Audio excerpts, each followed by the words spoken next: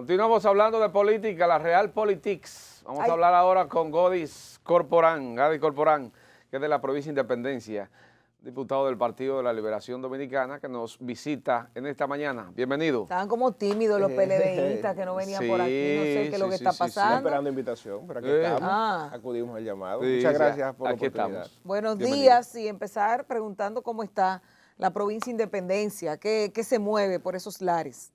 Sí, muy buenos días a todo el país, a los amados televidentes.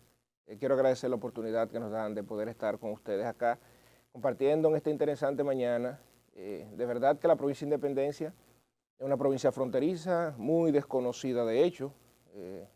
Eso lo sabíamos desde antes de ser legislador y de hecho nos hemos abocado a iniciar con un plan que nos permita a nosotros dar a conocer la provincia con el nombre más emblemático de la República Dominicana, que es la Independencia Nacional. Claro. Sin embargo, hay una deuda social acumulada de años que nos ubican a nosotros dentro de las provincias más pobres. Todavía, según un estudio de fuerza de trabajo que realizó el Ministerio de Economía, Planificación y Desarrollo, conjuntamente con el Ministerio de Trabajo y otras entidades públicas, nos ubican que un 47% de nuestra población aún se encuentra en situación de pobreza. Esa es la realidad latente de la provincia de Independencia. 57%. 47%. Casi la mitad de nuestra población está en situación de pobreza. ¿Pobreza extrema o...? No, pobreza como tal. Pobreza. ¿Y cuando la media en el país es de un 23%. Y la pobreza extrema anda rondando un 9% cuando la media en el país es un 3%. Entonces, ustedes pueden ver, tenemos una brecha de desigualdad enorme que estamos obligados a trabajar para lograr reducir esa brecha de desigualdad. ¿Cómo se explica eso? Habiendo tenido 16 años de gobierno consecutivo del Partido de la Liberación Dominicana. 16. 16 Ponle consecutivos. 4 más. No, 16 consecutivos. ¿Cómo puede ser que haya unos niveles de pobreza tan altos, teniendo el gobierno de la Liberación, el Partido de la Liberación Dominicana, un gobierno tan extenso? Sí, es que el tema de la pobreza en la zona fronteriza no se debe a un solo partido de gobierno, o sea, se debe a todos. Por eso hablaba, en principio, de una deuda social acumulada. Pero yo entiendo que en parte el liderazgo local no ha sabido exigir, no ha sabido realmente lograr que los gobiernos giren la mirada hacia la zona fronteriza, que de hecho por las mismas circunstancias y la distancia, yo entiendo, de los cascos urbanos como Santo Domingo y los demás, nos han obligado a mantenernos en una situación de precariedad enorme, a pesar de que en el 2000 se creó la ley 2801, que es la ley de desarrollo fronterizo, hoy 1221, y sin embargo luego de 20 años de esta ley que se crea justamente con el objetivo de crear las condiciones para que la provincia o las provincias fronterizas pudieran contar con un aparato productivo privado fuerte, todavía a la fecha de hoy en la parte sur de la frontera no es posible. O sea, pero Gadis, ahí hay varios elementos que hay que analizar en la parte sociológica, política y social que se concentran en esa pobreza tan profunda que tiene la provincia de Independencia. Pero pienso que Danilo se olvidó de esa provincia, porque no es posible que en 16 años no haya por lo menos que ustedes digan, bueno, se hizo esto y aquello y bajamos, pero lo que usted relata es alarmante en materia de pobreza, entonces. Sí, pero si podemos citar varias obras, porque el decir que Danilo se olvidó de la provincia de Independencia, estaremos faltando a la verdad. Por ejemplo, allá en el municipio de Mella se realizó un proyecto habitacional, se asfaltaron todas sus calles, se asfaltó el tramo carretero Mella, Angostura, en la gestión de Danilo Medina. Se construyó en Benaver 2 proyectos habitacionales de unos 160 apartamentos en total. Se construyó en Cristóbal un proyecto habitacional también de 100 y pico de apartamentos. Se construyó en Posterrío otro proyecto habitacional y sin mencionar toda la revolución educativa que nos dotó a nosotros de infraestructura escolar que daba las facilidades, ¿verdad?, las condiciones para que nuestros estudiantes pues pudieran tener una estadía más cómoda en los recintos o los planteles escolares. Pero todo, independientemente de todas estas realizaciones, la realidad es que nosotros allá no tenemos fuente de empleo. Y la pobreza viene relacionada a la falta de empleo. No se crearon empleos. No tenemos empleo, de hecho, tenemos muchos jóvenes que han asistido a la Universidad de Barahona, a la provincia de Bauruco, específicamente a Neiva, y todavía no hemos creado las condiciones para que existan empresas, porque el Estado no lo puede cubrir todo. O sea, el Estado, que es el mayor empleador del país, apenas cubre un 30%, 30-35% de la demanda laboral. Entonces, nosotros allá, ¿qué estamos propiciando ahora? Luego de promulgada la ley 1221, pues que el empresariado pueda dar pasos a los fines de instalarse en nuestras provincias, específicamente en Independencia, y que nosotros podamos tener acceso a empleos de calidad. O sea, que el joven que se preparó, que el joven que tuvo la oportunidad de prepararse y el que quizás no, que no tiene una mano de obra calificada, pues que pueda tener acceso a empleomanía en el sector privado y que nos permita a nosotros de una vez por todas dar el salto que necesitamos.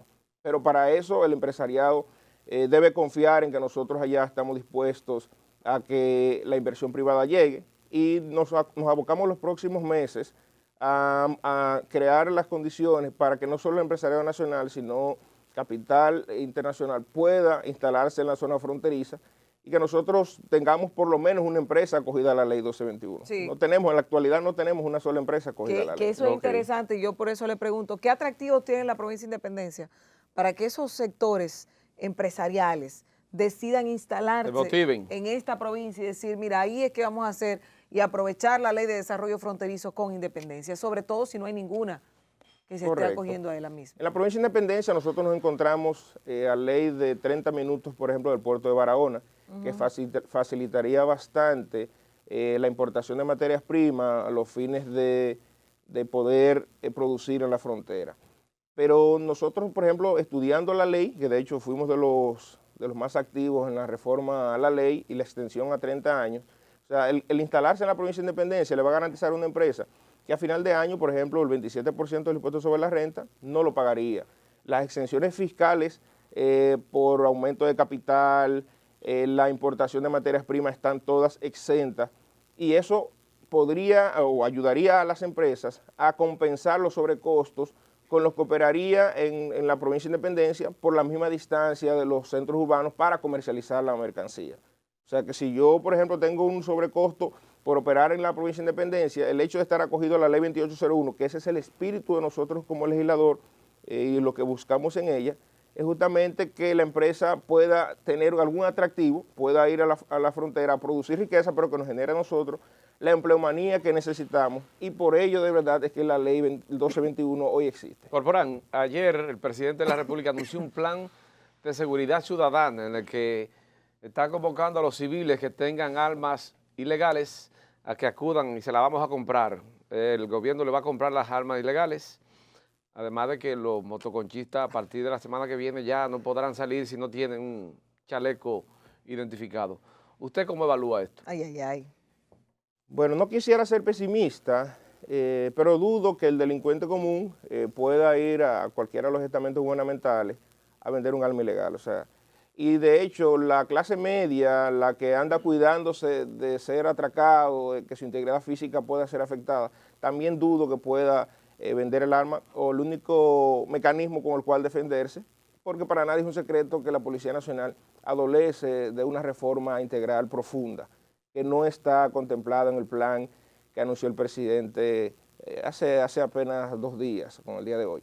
Entonces, esa es la realidad que tenemos. Nosotros, vuelvo y repito, vamos a darle un voto de confianza, pero entiendo que el camino no está por ahí. No sé quién está asesorando al presidente, pero de verdad que el plan de desarme al ciudadano común no creo que surte efecto. Y veremos en los próximos días cuando nos sentemos a hacer una evaluación de las iniciativas. Ahora, lo que sí está en los próximos días en el tapete, en el candelero, es el tema de las 3 causales para permitir el aborto y poder pasar a aprobar el Código Penal.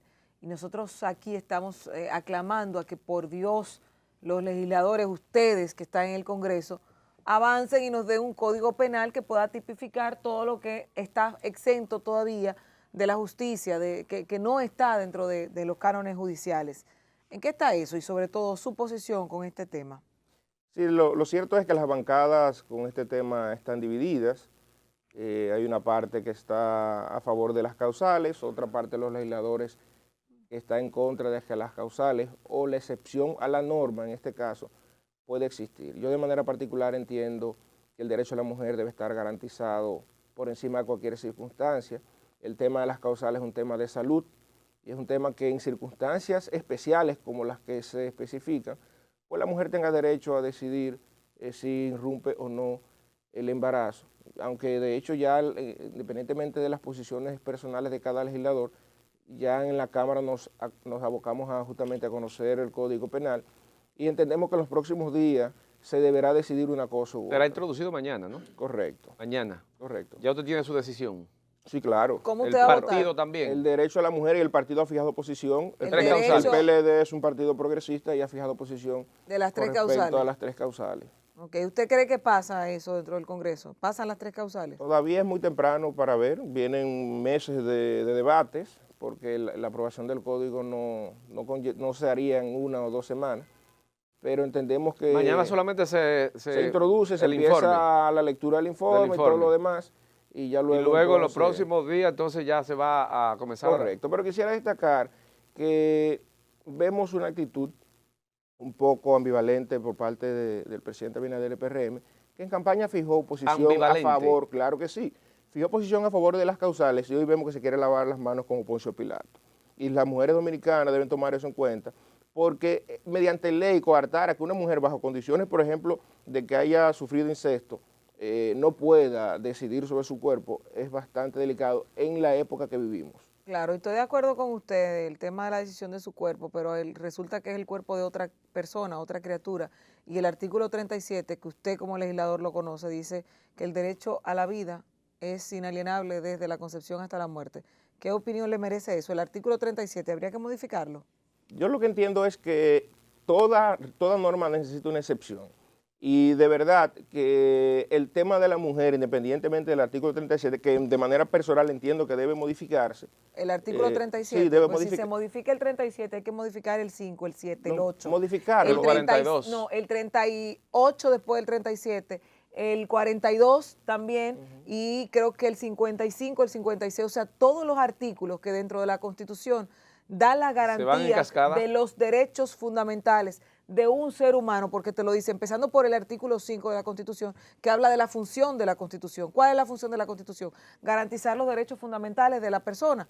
Entonces, no es el 37, yo creo que habría que modificar una serie por lo menos de 7 u 8 artículos. ¿Usted estaría de acuerdo con eso? El derecho fundamental de una persona, en este caso, es el de la mujer. O sea, una mujer que haya sido violada, tú someterla al martirio mediante ley, es un acto de verdad de lesa humanidad. Sí, pero o sea, una mujer violada y que encima de eso, violada por su padre, que su hijo va a ser su hermano y que en el caso de su papá, Caramba, su hijo va a ser su nieto. Óyeme. Oye, eso es un asunto de verdad. Pero yo Eso estoy es de complicado. acuerdo, Es complicado, estoy de acuerdo complicado. con usted. Lo que le pregunto es sobre los artículos y si habría que modificar todos estos artículos que dicen que la función de la Constitución, y le invito a los televidentes, amables televidentes, que lo puedan buscar, desde el artículo 5, antes de llegar al 37, le está diciendo que la función de la Constitución es garantizar los derechos fundamentales, garantizar que a la persona se le trate con dignidad. Entonces, igual que uno de los, creo que el 56 o el 58, que habla de que no hay forma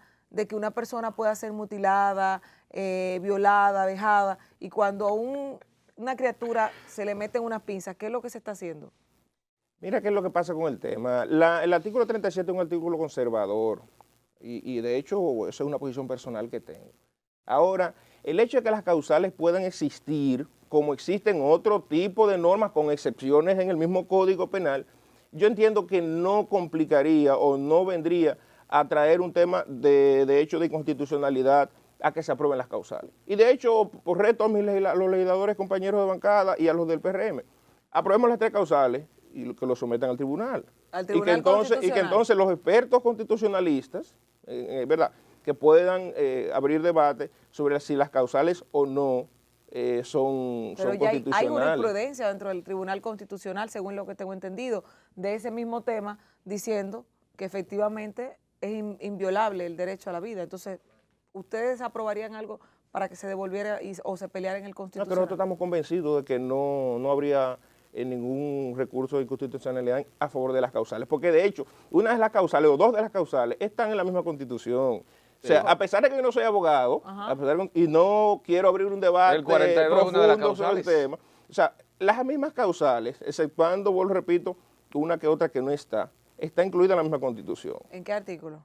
No recuerdo, En el 42 no recuerdo el hay artículo, un pero creo que en el numeral 3. 42, Hay una de las causales, correcto, ahí. que inclusive establece que cuando la vida de la mujer está en riesgo, entonces, dice? sí, claro, claro que sí. Claro que sí, lo dice el No, no, artículo no, vamos, 42, numeral no, 3. mira, anoche justamente... El médico tiene la facultad de No, decidir. Sí, pero que eso es lo que pasa diariamente. Y lo hemos manifestado aquí, lo manifestamos diariamente, de que el médico siempre decide, pero no es un aborto, es la inducción antes de tiempo de ese nacimiento, aunque produce la muerte de la criatura. Sí, pero también yo quisiera destacar, porque se le ha dado un matiz, yo entiendo que incorrecto al tema de las causales. El hecho de que las causales existan como tal en el código, no quiere decir que todas las mujeres van a decidir. Ahora es un tema de que, por un tema de salud o por un tema especial, si la mujer tenga derecho a decidir si continúa con el embarazo o no, pero eso no quiere decir, pues repito, que el 100% de las mujeres embarazadas vayan a acogerse a esta figura y que puedan abortar. De hecho, es importante que el país sepa que apenas 6 países, hay unos 200 países ya que han probado el tema de las causales, y que solamente nosotros, dentro de los 6 países, que entiendo que es normal, porque somos un país conservador, un país muy religioso, y por eso este debate. Pero yo entiendo, y ya para cerrar el tema de las causales, que es un tema más de salud, que es un tema religioso y de posturas personales. Es un tema que le dé la garantía al médico que si la mujer, su vida está en riesgo, que el médico no sea pasible de que lo demande. Claro. O sea, vuelvo a repito, es un tema de situaciones especiales en que el médico o la madre pueda decidir y que no le pongamos una camisa de fuerza, porque tampoco es que estamos dejando al libre albedrío el aborto puro y simple. Pero estoy de acuerdo con usted, sin embargo aquí nadie ha hablado de religión. No sé usted si en algún momento lo pensó, pero en este plató nadie ha hablado de religión. Y le pregunto... Hemos visto inclusive la misma iglesia manifestarse. Pero es de nosotros. Pero está bien, pero el país nos está escuchando. Sí, pero es que nadie el país nos ha está hablado de escuchando. Pero es un tema de que el país nos está escuchando. La iglesia se ha manifestado, los grupos religiosos y conservadores del país se han manifestado. Vivimos en democracia.